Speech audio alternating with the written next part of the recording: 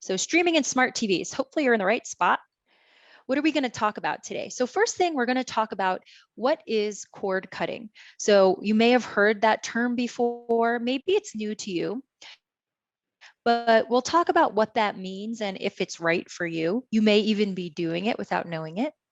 We're going to talk about streaming without a subscription compared to subscription-based online entertainment. So share a lot of different services that you can check out. Some are free, some require a subscription, but just so you have kind of an overview of what's available to you. I'll also talk about how you can get live TV without having a cable contract, which I think we all know can get kind of pricey. And then we're going to talk about smart TVs and streaming devices. So again, just some general information on these things. And as I said, I'd like to have at least 10 minutes at the end for open Q&A so that I can answer as many of your questions as possible. And I am the luckiest girl in the world because we have Dave here today, who is a wealth of knowledge. So if I don't know the answer, I know he's going to know the answer. So that's what we have on the agenda. Hopefully we get lots of your questions answered today. So I'm going to stop my screen share really quickly because I want to hear from you and I want to get to know the group just a little bit. So bear with me here. I'm going to try to pull up my discussion questions for you. All right. So what I'd like to know is how many people have used a streaming service in the last 6 months? Good, a lot of people. Joan has, Peggy has, Phil, Diane, Chip. Okay. Would anyone care to share what service they used and maybe what kinds of shows or movies they were watching? Netflix series like The Crown, stuff like that, The Bodyguard, Okay. Schitt's Creek. Yeah, I've been trying to watch that, but I keep getting interrupted. But oh, that is funny. Yes, that is yes. hysterical. Yeah. All right. Thanks, Joan. Anybody else want to share? Sure. This is Chip. Same thing, Netflix, Amazon Prime. I actually cut the cord. So I'm using YouTube TV. Okay. And so I stream through YouTube TV and record through YouTube TV. Great, great. And we'll be talking about that in a little bit. So I may refer to you as our expert. Yeah, well, I don't know about that, but sure. Okay. All right. Thanks, Chip. Dave. Yeah, we also stream a thing called BritBox, which has all the British mystery things from Masterpiece Theater, from PBS on it. Oh, okay. I haven't heard of that one. Yeah. All right. Great. Anybody else want to share a different streaming service they use or a show they recommend? All right. If you think of something, always feel free to put it in the chat and we'll see it. We'll see it as we talk. Okay. So I'm going to go back to my screen share.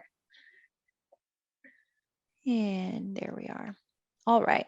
So what is cutting the cord or cord cutting? So we know some of you in the group have already done this, but basically what it means is that you're canceling your expensive subscription TV services and starting to use streaming services instead. So about 20 years ago now, this has become, has started to become kind of the norm for many people, but early 2000s, cutting the cord kind of became a thing because affordable broadband internet and Wi-Fi was much more accessible. And some of these services started to put content on these platforms. So one thing that's really important to know when we talk about using streaming services is that streaming is watching content over the internet. It's different than downloading. So really quick, when you download something, you take it from the internet. So maybe it's a movie or even an image, right? And you actually bring it onto your device. So I'm going to stop my screen share so I can talk to you. Okay. So when you download a movie, for example, you have it on your device and you can access it even when you're not connected to the internet. Streaming is different because with streaming, you're not downloading it. You're actually watching it as a direct feed on the internet. It's streaming on the internet. So you need a pretty good Wi-Fi or internet connection to do that. So we're not going to talk about all the technical stuff when it comes to internet speeds today, but I do want to give you a little bit of information. So when we talk about internet speed, a lot of times we're talking about megabits. And let me share this with you again. Okay, so megabits per second. When we want to watch something on Netflix, for example, 15 megabits per second is considered the minimum, although you can actually have slower internet and still stream. Your quality of your video won't be as good, okay? So if you ever are having difficulty streaming content online, maybe it's buffering a lot or the quality is just not great, you might want to consider checking your internet speed to see where you're at. And then from there, you can decide whether it's an internet speed issue or maybe a device issue or something else, okay? Okay. So I want to share with you, and one more thing, I'm going to put a link in the chat in just a minute.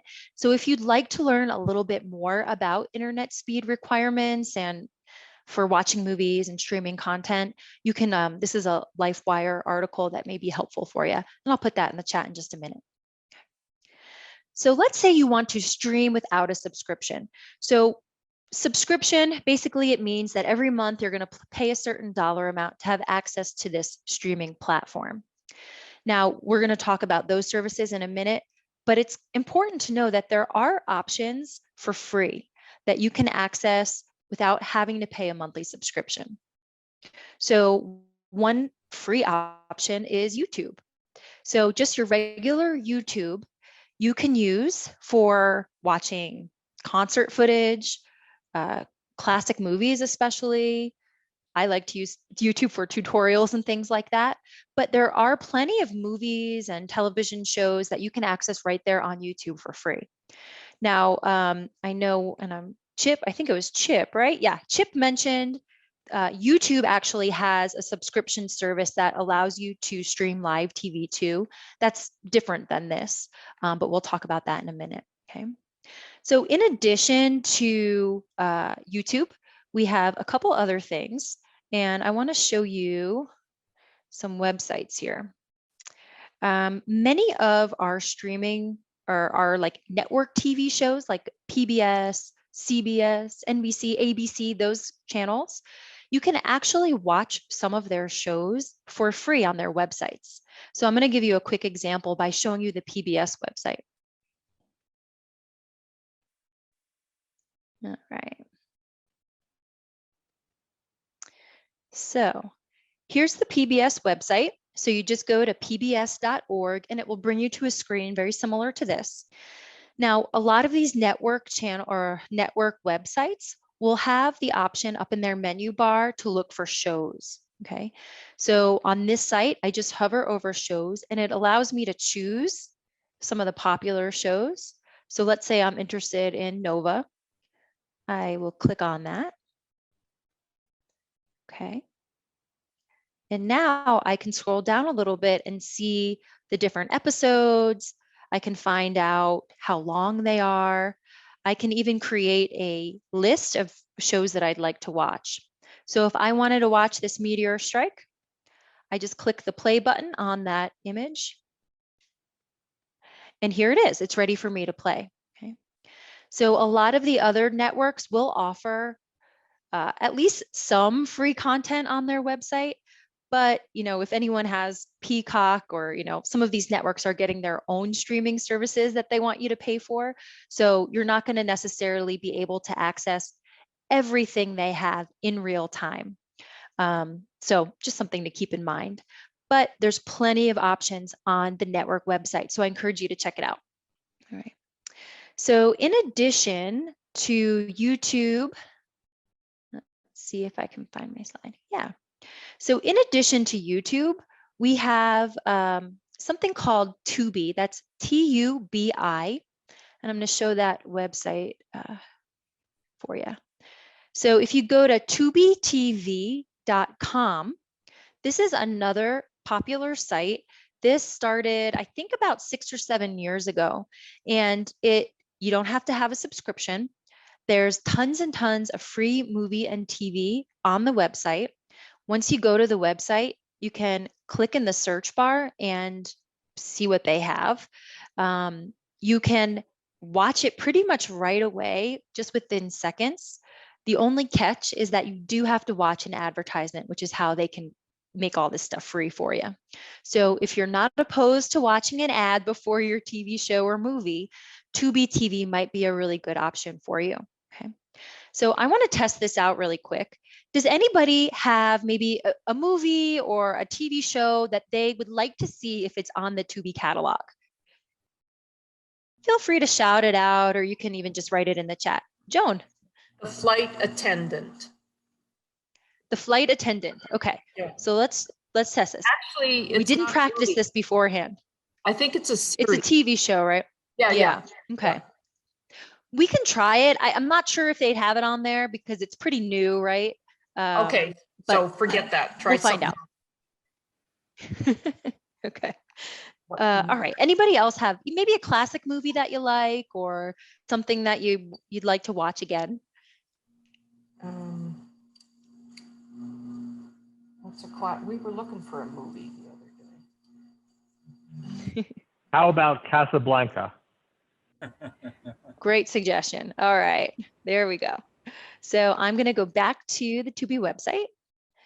And in the top, I'm just in the search bar where that little magnifying glass is.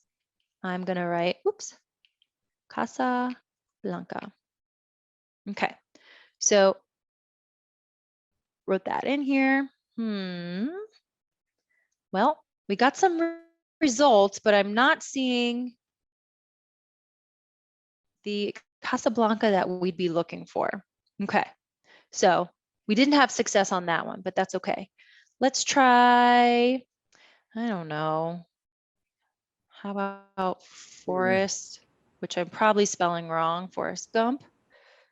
Nope.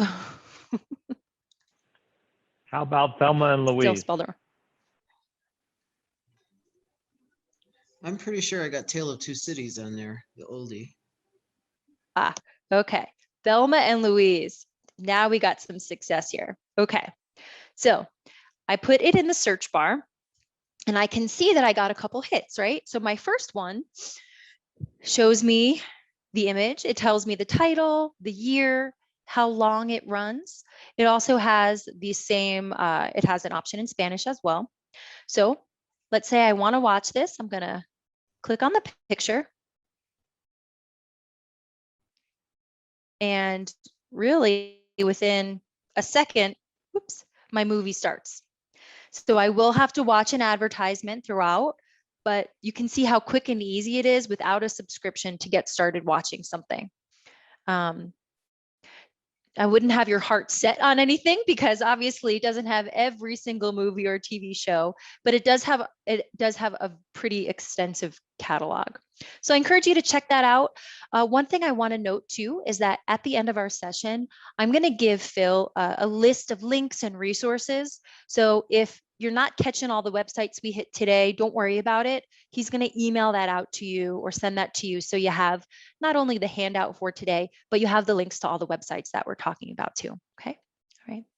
So before I move on, does anybody have any questions about free streaming services like Tubi or YouTube or even the network websites?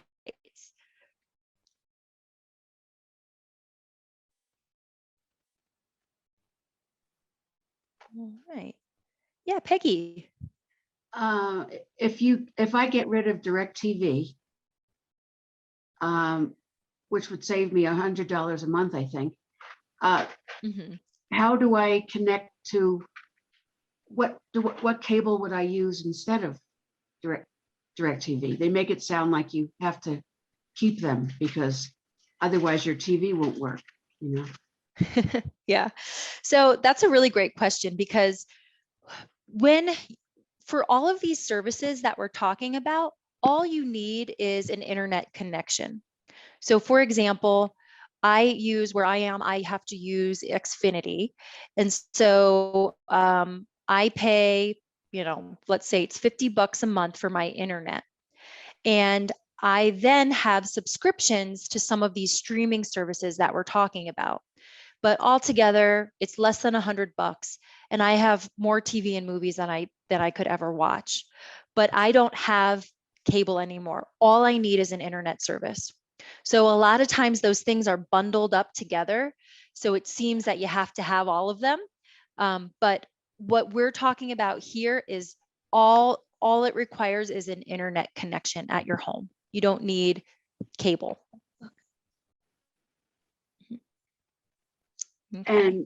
And will it be obvious how to connect my TV to the internet as opposed to a cable? Yes. So that's a great question, Peggy, because we're going to talk in just a few minutes about smart TVs and how you can access some of these services, because to be honest, it's not always straightforward. It can get a little bit confusing sometimes. So in just a few minutes, we'll talk a little bit about that. And then I'll also share some options with you too, Peggy. Good. Yeah. Phil. Kristina, as you're moving ahead, one of the questions that you can eventually answer is, it was asked in chat, are you able to watch Denver news in real time? I feel like you're about to discuss that maybe. Yeah, we're going to get into that in just a couple slides. Yeah, great. And I thought I saw another hand waving at me, but I'm not quite sure. I had a question on the national news. So it was just answered. Okay. All right, great. All right. So I'm going to go back to my screen share for just a moment. Well, it would be nice to just stop and watch a movie for a minute, but we got to get back down to business here. All right. So before we talk about some subscription-based online entertainment, I'd love to hear from you, or maybe just someone shout it out if you want. What does the term binge watching refer to? Anybody want to give us a definition? I consider it watching a whole season of TV shows in one sitting or 2 days, something like that. Or even 3 seasons. That's exactly it. Yeah. Exactly. Yes, that's exactly it. So that term binge watching really came about, I think, because of these streaming services, because oftentimes they release a whole season of a show at once. So you can sit on a Friday night and watch 10 episodes and watch that whole season. Whereas with, regular TV, you'd have to wait weeks to get the next episode. So, I guess there's pros and cons of both. But I'm going to talk to you a little bit about some of these popular subscription-based online entertainment services. So just in general, some of the big ones are Netflix, Hulu, Amazon. There's a bunch of other things out there too, but these are some of the big ones. They have not only old content, so you can find older movies and TV shows, but also current TV shows and movies. Plus, a lot of these services have their own original content that they make. So Netflix has plenty of shows that they produce. Hulu does. I've just been watching The Handmaid's Tale, which I know I'm behind the times a little bit, but that was a Hulu original series that was very popular. So these streaming services are really becoming their own networks. As we mentioned, they allow for binge watching because there's a ton of content on there, and oftentimes series are released all at once. So you can watch an entire season in one sitting if you felt like it. Okay. These are subscriptions, so you will be paying a fee every single month. It kind of varies depending on the service. Plus, there are kind of add-ons and some like more advanced options that you can have that might bump your price up a little bit. So that's really something to keep in mind if you're interested in cutting the cord and you want to get away from cable. I haven't had cable in a long time, but talking to some students in past classes, they were paying $200, $250 a month for their cable service. So you certainly can save yourself some money by using some of these streaming options, but you also want to be careful too, because the more subscriptions you get, the price just adds up and you might not have that much savings after all. So these streaming services, you can pay a little bit more to watch it without advertisements. I have Hulu Live, which is similar to YouTube TV, I think it's called YouTube TV, where I can actually watch shows that are happening live on the network television networks, some sporting events like basketball games that have been going on.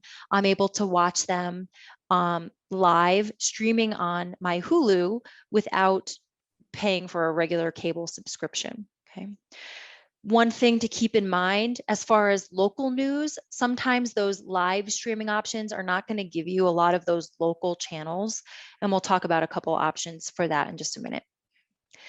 Amazon Prime, a lot of times the Amazon Video is included in your Prime account. So if you have Amazon Prime, you may have access to their TVs and movies as well. And HBO Max is another popular one. If you like HBO shows, I think last time I checked it was about $15 a month, something like that. They're all around $10 to $15 a month for your kind of your basic subscription. Okay. Is there anything else that any other streaming services that anyone uses or has heard of before?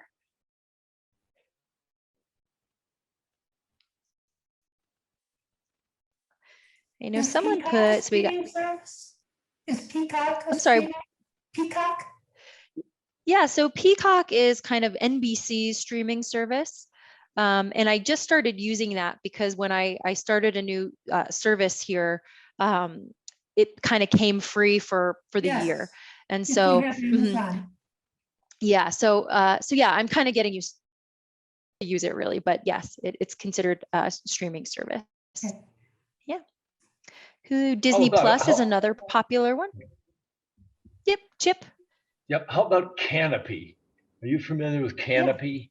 Yeah. It's one that we get. So that, you can get it free in Summit County through the Summit County Library. Great. Yeah, that's another one. Canopy, and that's Kanopy. That is, if you have a library card, so libraries and some universities will kind of subscribe to this and then allow their membership to participate. So for example, if the library district has a Canopy account, if you have a library card, you can access it. And it has lots of really good movies. It has lots of nice independent films I saw on there, but that's another good option. And you can talk to your library to see if they have that. And all you need is your library card to verify your membership there. Dave. Yeah, one that I've been watching recently is called Haystack News, that does news highlights that can be oriented towards your local, whatever area you want. So you can get the highlights from the Denver news there. Plus the Denver news channels have streaming services. Channel 7 does, I think 31, I'm trying to remember. Maybe all of them have their own little streaming service you can add in on a smart TV and watch them either live or watch the news highlights. Great. And Dave, what was that called? Haystack. Haystack. Okay. Haystack. All right, I'm just going to type that in there. I'm going to check that one out. Yeah. Well, that's a great segue. How many people watch their local news every evening, or maybe just sports, like maybe some of the basketball that's happening or hockey that just ended? Yeah. Okay. Yeah. So there's a couple different things, couple different ways if you're interested in cutting the cord to still have access to some of that stuff. So did anyone ever have those bunny ears on the back of their television sets? Those two antennas? Yeah, maybe you still do. Yeah. Yeah.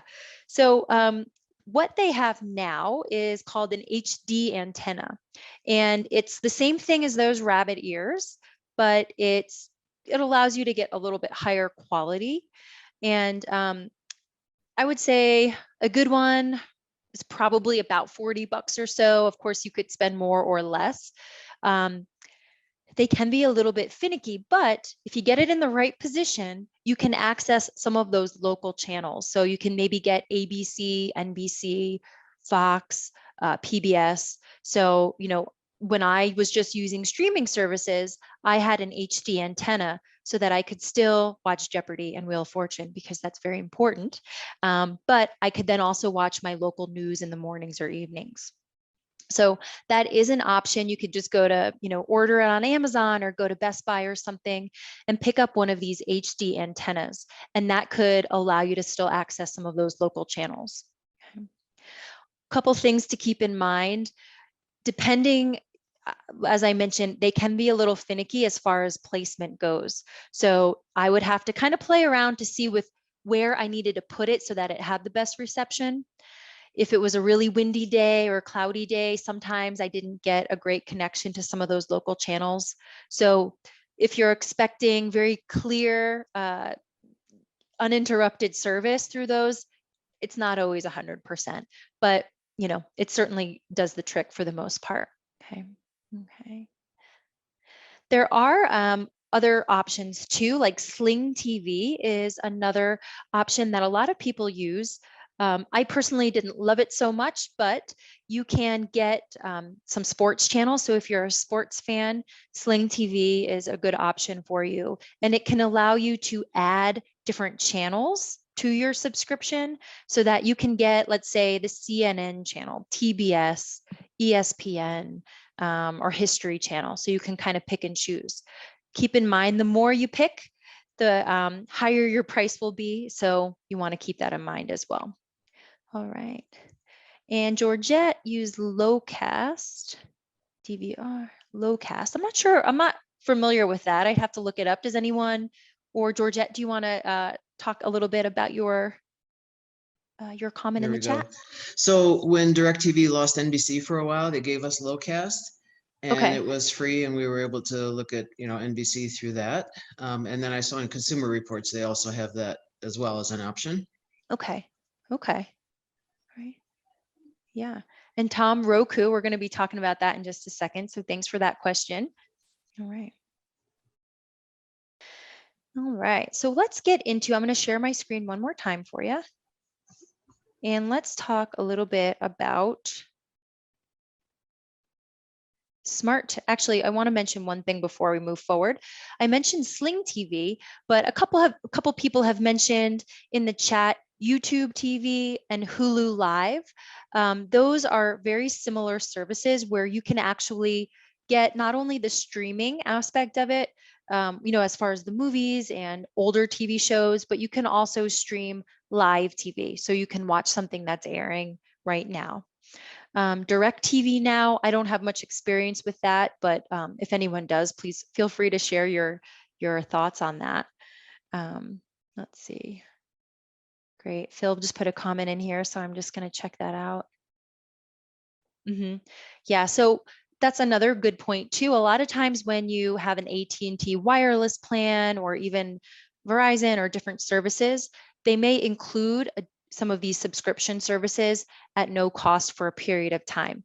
So for example, AT&T wireless plans may include an HBO Max at no extra cost.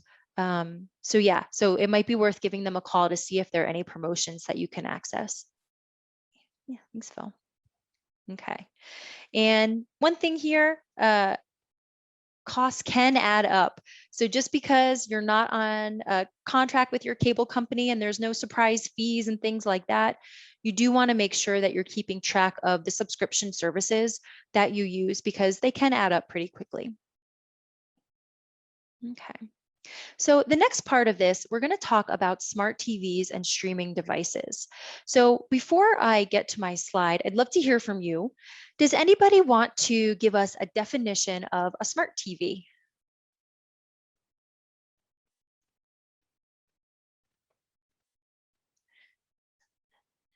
No?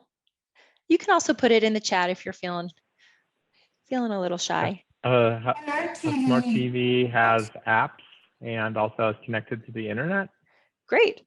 So Phil said a smart TV has apps and is connected to the internet. Would anybody add anything to that? Yeah, not much to add. That pretty much covers it, right? So a smart TV is really just a television that has the ability to connect to the internet. So these days, most of the TVs that if you got your TV within the last 10 years or so, chances are pretty good that it's a smart TV. So that just means that it has the ability to connect to the internet. It might not look that much different than a regular old TV, but it does have that extra capacity. Right now, I mean, they're really probably not making too many TVs that don't connect to the internet. So really any TV that you buy from here on out will have that ability. If you don't have a smart TV, so if you have one that may be 10 years or more old, or you just know for a fact that it doesn't have that ability, you can actually still stream content for a number of different ways. So you don't have to use your TV. Keep in mind that you can use your computer to access these services. So you can watch Netflix on your laptop or your desktop or your tablet, even your smartphone. But if you don't want to do that, you might want to opt for a streaming device. So by streaming device, we're talking about things like Roku is a very popular one. And actually, let me share my slide with you before I keep talking here so you can see what I'm saying. All right. So a couple of these streaming devices that you may have heard of: Google Chromecast, Roku, Amazon Fire, Apple TV. What these do, they basically make your TV a smart TV. So you're going to hook it into the back of your TV, just like you do an HDMI cord or something like that. And it's going to allow you to access apps like Netflix and Hulu and things like that. So that's a really good option if you are interested in streaming from your TV. Now, has anybody used a Roku or any of these different streaming devices into their regular TV? I have Dave a has. question. Sure. I have a question. Yeah, Judy, go ahead. Yeah, our TV is probably 15 or 20 years old. We had it before we moved here. And my son had hooked it up to Roku. And then all of a sudden we didn't need it. Does Xfinity provide that to our TV? And I mean, I don't even know if they made smart TVs that long ago. Because first I had to use Roku, but now I don't. Yeah, I don't really know about that. If anybody knows, feel free to share. Dave, I see your hand up. I know, Dave, you're, I think.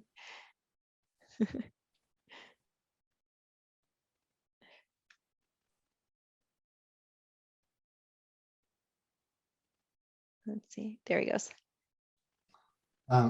Yeah, well, we have a older smart TV that didn't have some of the channels, the apps that I was interested in. So we bought I think it's a $20 or $25 Roku device that just plugs in.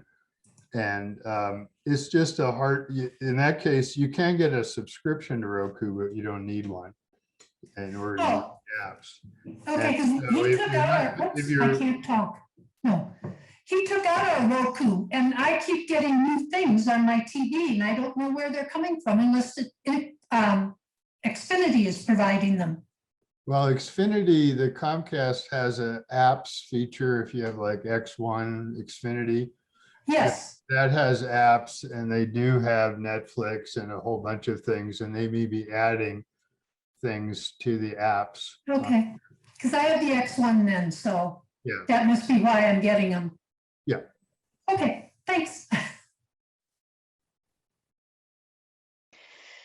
So yeah, these streaming devices, they may plug into the side of your TV. Sometimes they're a small little box that might just kind of sit next to your TV, but basically they just allow you to access the streaming services on your TV that is not a smart TV. Okay. Apple TV is popular, but it's probably the most expensive of the bunch. Google Chromecast is pretty inexpensive. Plus, I think you can use your own remote, so you don't have to worry about having an additional remote lying around there. So pros and cons of all of them, but they all really accomplish much of the same thing. Okay. All right. Okay. Anybody have any questions about streaming devices or smart TVs and what that means? So with my Chromecast, I'm able to stream from, cast from my phone to the TV as well. Yes, that's a great point, Georgette. That's another awesome reason why people opt for the Google Chromecast device, because you can actually, whatever you have going on your computer or your smartphone, for example, you can then display it on your television screen really easily. And that is a real plus for a lot of people. Yeah. Yeah. Thanks for sharing that. Yeah. Peggy, and then Diane. And Peggy, you're on mute. I can't really see much of I can see the top of your head, so I can't tell if you're talking or not. Okay. There we go. What's a good substitute for DVR? A DVR. If I get rid of DirecTV, I won't be able to tape anything. So is there another device out there that does that, or?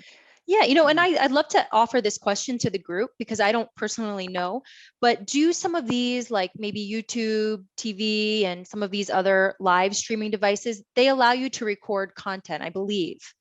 Yes. Yeah. Okay. YouTube TV allows unlimited recording, Okay. hundreds, thousands of shows.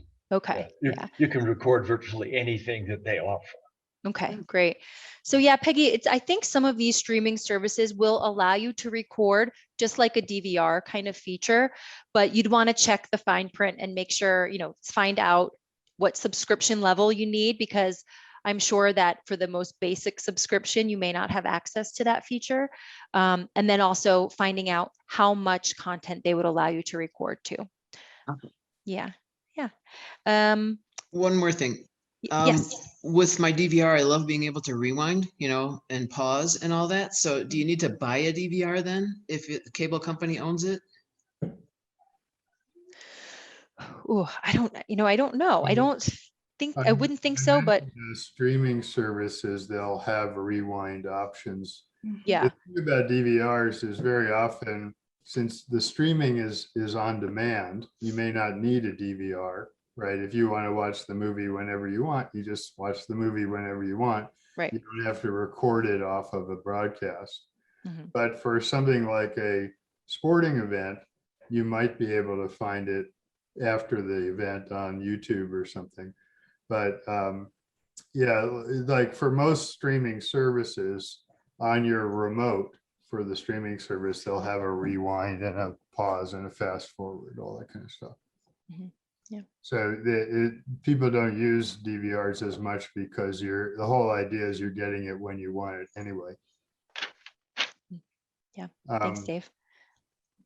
Yeah, it was one thing I did. I don't know if you just the multiple remotes problem that you can have with when you do this stuff. Yeah. So there, if you are using some of these streaming devices like a Roku or, the Apple TV, and you are going to have an additional remote to use, and it can become complicated, especially if you have other things too. You might have a whole pile of remotes and it can get really challenging to know which one do I use to watch this and how do I turn this on. So Google Chromecast doesn't have a remote, so that is actually really nice, but also something to consider. Yeah. Yeah, often you have to use the remote for your TV to control which input. There's often several HDMI plugs in the back, like HDMI 1, 2, 3, 4, and you might have your Roku and HDMI 2, and so you have to switch to that in order to be able to use the Roku remote to do things. So it can get a little complicated. Yeah. Diane, I think you had a question. Yes, it's sort of after the fact now, but we were talking about if you are on the Apple system, if you get the Apple TV, you can mirror whatever you have on your iPhone, your iPad, your iMac. And if you've got thousands of photos on your phone or any of those devices, then through the Apple TV, you can show those on your smart TV and do a slideshow, or anything that is on any of your Apple products will then be able to will be mirrored on your smart TV.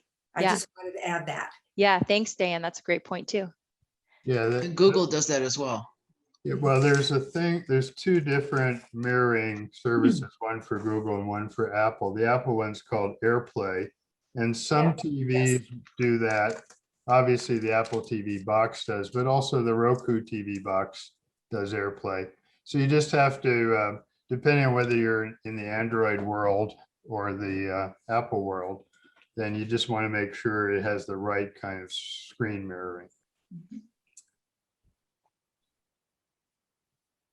All right. Was there anyone else that had their hand up, or any other questions that came up? Can you use this process in hotels? So a lot of hotels will, I've been seeing, not that I've been to a lot of hotels in the last year or so, but a lot of them will have some of these apps already downloaded on their TVs in the rooms. And then you have to actually log in with your subscription information. So for example, I had to log in before with my Netflix. And then when I left, they cleared out all that data, although I did log myself out to be extra safe. I've also been to hotels that have had their own Netflix account. So I was able to access Netflix. But that's what I've seen. I don't know if anyone has seen anything different. Yeah. Mhm. Okay. Right. All right. Well, we have just about 10 minutes left, and I really wanted to open it up for questions. We've got lots of really good questions so far. So anything else related to streaming? I'd love to hear from you if there are any of these services that we talked about that you might be interested in trying. And maybe if you have a question about where to access it, or maybe want to kind of poll the group to see which ones they recommend. Seems like many of you might be streaming already. Yeah, Peggy, I see your hand up there.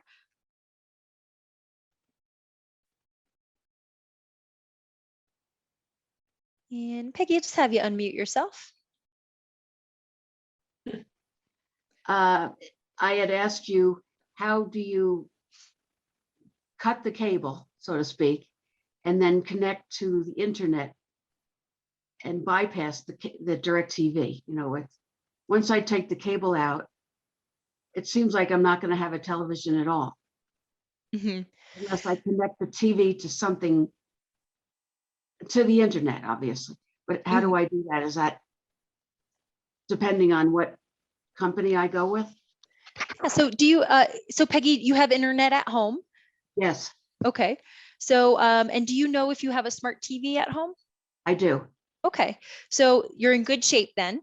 So right now, when we talk about cutting the cord, it's kind of figurative, I guess, right? Right. We're not necessarily having to snip any cords there, but what we just mean is that you're not really needing to connect to cable in the way that we're all used to.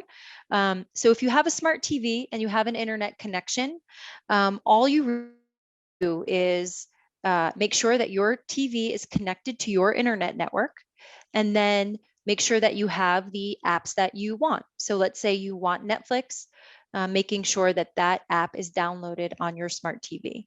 And but how do I communicate from the TV to the internet? Is there a cable or?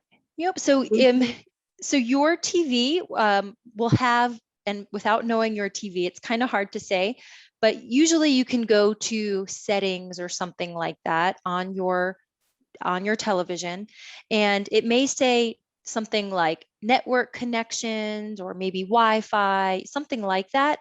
And then you can connect your TV to your internet that way. Okay. Yeah. Yep. And I know, Peggy, it's hard to explain without seeing your device right there. So I know it's not as helpful as it could be, but I think I know what you mean. It's like putting a new laptop in your house and having to connect that with exactly. the settings. Yep. I understand now. That's Thanks. exactly it. Yep, that's exactly it. Okay. And Catherine, I see you have your hand up. Thank you so much. This is so informative. If I do not have a smart TV, can I use something like Amazon Fire and still get live content? Yeah, so you can use the Amazon Fire Stick or any of those streaming devices like Roku. You can, depending on what kind of device you have, connect that to your TV, and it will basically make your TV a smart TV. So you'll then be able to connect to the streaming services that you want. And the live ones you mentioned are like Sling TV, Hulu Live TV. Those. Yeah, so Hulu Live, YouTube has a live option. Sling TV has a live option, and those are kind of the big ones there. Okay, thank you. Yeah. All right. Right. Anybody else have any questions? Or let me check through the chat real quick, see if I didn't miss anything.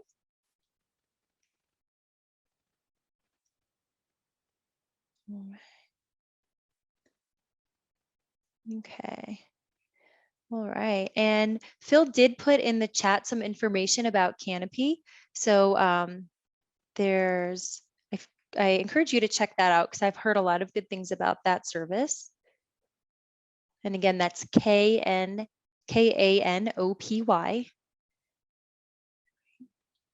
All right. So with all this talk about streaming, those of you who haven't streamed any online content before, are you considering trying it, or maybe you're still not quite sure where to start? Anybody want to share their experience? No? That's okay. You don't have to share. All right. So that's really it for our presentation today. I'm going to stick around for any questions that you might have. I do want to put some resources for you in the chat. And again, Phil is going to share these with you after our lecture today to make sure that you know where to access some of these services. And I'll put some articles in there that can be helpful too. And Catherine, do you have your hand up again, or did I? I do. Oh, that's perfectly fine. I just wasn't sure if I forgot to lower it before. Okay. Thank you. Actually, I would just love to hear from anyone attending that uses some of these services. Like, what ones do you use? Because I don't even know where to start. Yeah. I know a couple people in the beginning mentioned Netflix. I'd be happy to share a little bit. Sure. So I have a smart TV, but it's an older one. So I bought a Roku Ultra and hooked that up to my TV. And then that is connected to the internet. And through that, I have apps like HBO Max and Disney Plus. Like just a number of, like, Amazon Prime comes free, as Kristina was saying, with my Amazon subscription. So that's one that's like that. I think a lot of people on this call will likely have access to Amazon Prime for free. And yeah, those are the main ones I watch. Like during the pandemic, I did also subscribe to the NHL.com app so that I could watch the Colorado Avalanche play hockey. That's a little bit more complicated, in terms of getting it on the TV. But basically all of the major sports also have apps, and you can buy packages if you want to watch football or baseball or hockey. So I find it to cut the cord. I don't know, it's been at least 10 years. And I've been just watching things on demand. I don't really see, fortunately, I don't see television commercials anymore. I haven't seen television commercials in like 5 years. And that part is probably the best part of the entire experience. All right. Thanks, Phil. I'm torn about the commercial thing because I do feel like I'm missing a lot of what's going on in the world when I'm not seeing commercials. I don't know if that's true, but it feels that way sometimes. Dave, I see you have your hand up. Well, thank you very much for the presentation. My wife and I lived overseas in Armenia for 3 years, and other than the geolocation issue, which is something we don't have to deal with here, they knew I was not in the United States, so we had to fool them. But streaming services we used a great deal were YouTube. This is before they came out with their YouTube Live. We also were able to, again, use our device, and I think Dave made the good point that if you use an Apple phone, you probably want to think about Apple TV or a Roku device that works with it. My only suggestion is to research the services that you're considering. If they work on a device you're willing to purchase, so some of these devices can be expensive, and if you get the channels you want from their website, that doesn't guarantee that they'll have them forever, but it certainly is a better option than trying to say, all right, let's try this one. That will help you in terms of deciding what shows you want to watch. Thank you very much to folks for the Haystack and Low, the low, low jack suggestions. I wish we'd have known about those when we were overseas. Anyway, that's all. Yeah, thank you, Dave. Those are really great points. And I had an experience recently where I was trying to watch the Tour de France, I think, and one streaming service said they offered it, and I signed up because we really wanted to watch it, and they didn't actually have the coverage that we were wanting. And so it was really kind of frustrating.